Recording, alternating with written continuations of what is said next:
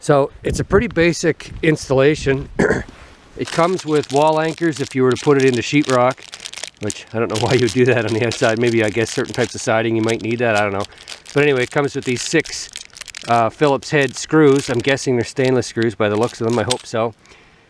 And then there's the solar power unit, which has this mounting bracket right here. And then it's got a 15-foot cord, which clicks into the solar powered light and motion detector unit.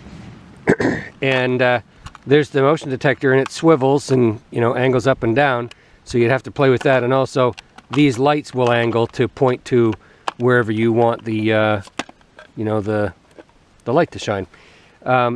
It has a mounting bracket that detaches.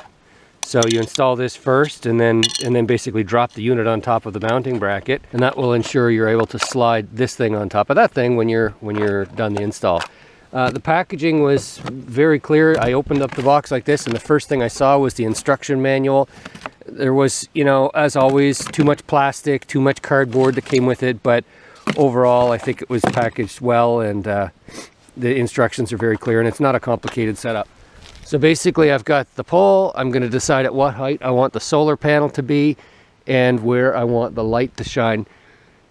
And then I'll mount the brackets just using an impact drill with a Phillips bit on it. Okay, so here we are a little bit further in the installation, and there are 6 holes here, but the diagram only shows 4 screws, so I've used the 4 screws.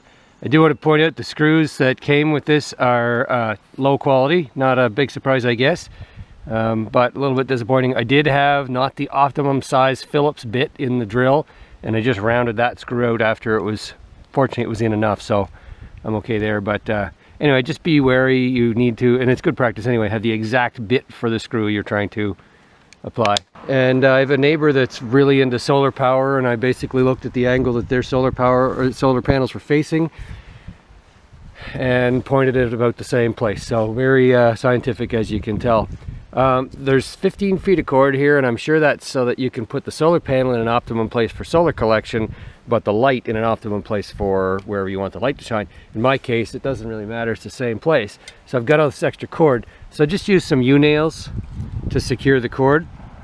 And the other thing I'll point out is this is a waterproof, or supposed to be waterproof, connection right here. And see, there are 2 little bumps. There's one there and one further in. When you put it together, you're supposed to hear 2 clicks. And of course I can't do this with one. Oh, maybe I can do it with one hand. Let's see. You won't see it, but maybe you'll hear it. There, I don't know if you can see that, but 1, 2. Yeah, okay, two clicks. So anyway, it's a nice tidy installation. Everything is, you know, not going to blow in the wind. And the bracket here, as I mentioned, has 2 screws, and you want to make sure the word up is facing out so that you can put this on the right way. If you put the bracket in wrong, you'll be wondering, why won't the light drop into its track? And there's this tab here, that's what you have to press to release it. I'll just show you in the back of this, there's a little access panel for the pre-installed battery. If I need to change the battery, because down the road, who knows, there's an access panel for it right there. So now the unit is, you know, mounted, but there's an on-off switch at the bottom, which I think is like on means, okay, be in like normal active mode. If you detect motion, turn the light on. But the manual says for optimum performance, don't turn it on for 4 days until you've had 4 days of direct sunlight. So that's obviously to charge the battery fully. And my guess is you get longer light. I don't know this, but I can't imagine I think the only reason why they would ask you to do that is so that you can kind of prepare the battery properly, condition it so that you get maximum life out of it. I don't know. Anyway, there's also a switch on the bottom here that's test 1 minute or 3 minutes. When you're in the test mode, you put it in test mode so that you can very easily adjust where you want the sensor to be detecting motion. If motion is detected, it will come on, I think, for 5 seconds and then go right off. So it's going to be very quick for you to determine where is the range of the motion detection. And you can come up here and, oh, I want it to be, you know, like that or like this or pointing somewhere else. And so once you've got this set properly, you can turn the duration to either 1 minute or 3 minutes, whichever the amount of time you want it to stay on after the motion is detected. So again, I'm going to leave this in the off position for 4 days, and for Sundays, which I don't know when we'll get those. And then I'll flick this back on and then set the motion, and we'll be good to go. Anyway, you want to angle the lights as wherever you feel that they should be shining, and which is right about there. And also I'm going to trim a few trees that are going to impede some light.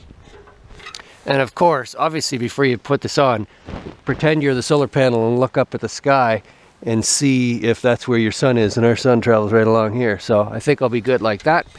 Finally, I want to mention that I'm not trying to set a good example for proper safety usage of ladders,